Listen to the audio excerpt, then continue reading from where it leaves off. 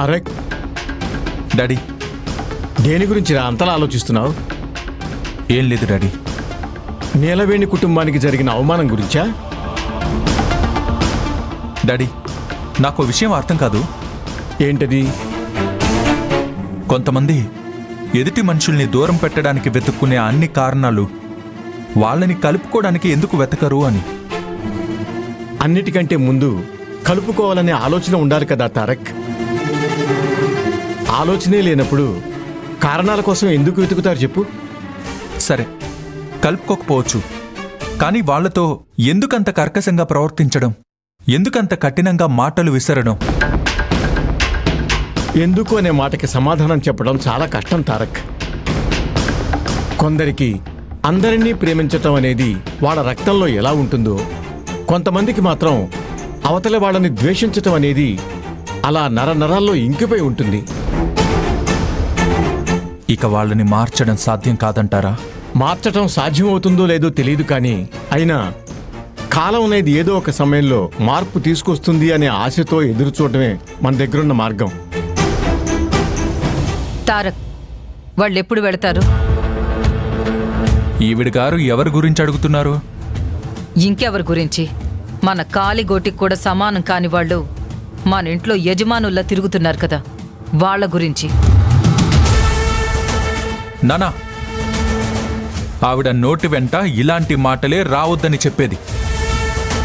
ఆవిడికి మీరైనా అర్థమయ్యేలా చెప్పండి. కాదంబరి, ఇష్టం లేని విషయాలకి కొంచెం దూరంగా ఉంటే సరిపోతుంది. అంతేకాని క్షణానికి ఒకసారి ఆ విషయాల మీద ఇలా విషం కక్కటం అవసరం లేదు. ఏంటి, దూరంగా ఉండాలా?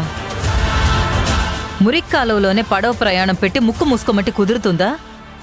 ఆ కంపుకి చచ్చి ఊరుకోవాల్సి వస్తుంది. ఇది కూడా అంతే. వాళ్ళని చూస్తేనే నా ఒళ్ళంతా తేళ్లు పాకినట్టుంది. వాళ్ళని చూసి చూడనట్టు పోవాలా? డాడీ, ఈవిడ గారికి అంత ఇబ్బందిగా ఉంటే వాళ్ళు వెళ్లే వరకు తన గది వదిలి రావద్దని చెప్పండి. అంతేగాని ఇలా ఆవిడ గారి మాటలతో ఎదుటి మనుషుల మీద ద్వేషం కక్కొద్దని చెప్పండి. అంటే నా ఇంట్లో నేను మొహం దాచుకుని కూర్చోవాలా? కాదంబరి, వాళ్ళు నీకు చీర పెడతా అన్నారు కదా, అంతవరకైనా కాస్త ఓపిక పట్టు. ఇప్పుడు వాళ్ళ ముష్టి చేతులతో ఇస్తే నేను చీర కట్టుకోవాలా? చూడు కాదంబరి, ఆ చీర నువ్వు కట్టుకోకపోయినా పర్లేదు, అది నీ ఇష్టం. కానీ వాళ్ళు నొచ్చుకోకుండా వాళ్ళు ఇచ్చింది పుచ్చుకో చాలు. ఎంతసేపు ఆ పనికి మాలిన వాళ్ళ సంతోషం గురించి ఆలోచిస్తారు, కానీ మీ పెళ్ళం ఇష్టాల గురించి మీరు పట్టించుకోరా? వాళ్ళ సంతోషానికి విలువిస్తున్నాను.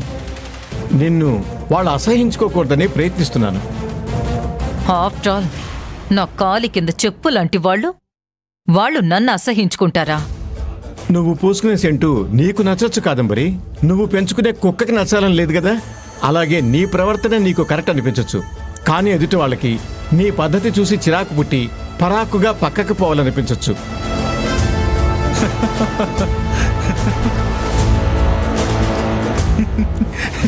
డాడీ, మీరు చెప్పిన విధానం ఏదైతే ఉందో అది మాత్రం అద్దిరిపోయింది. అర్థం అవ్వాల్సిన వాళ్ళకి చాచిపెట్టి కొట్టినట్టే మరీ చెప్పినట్టుంది. Hats off daddy.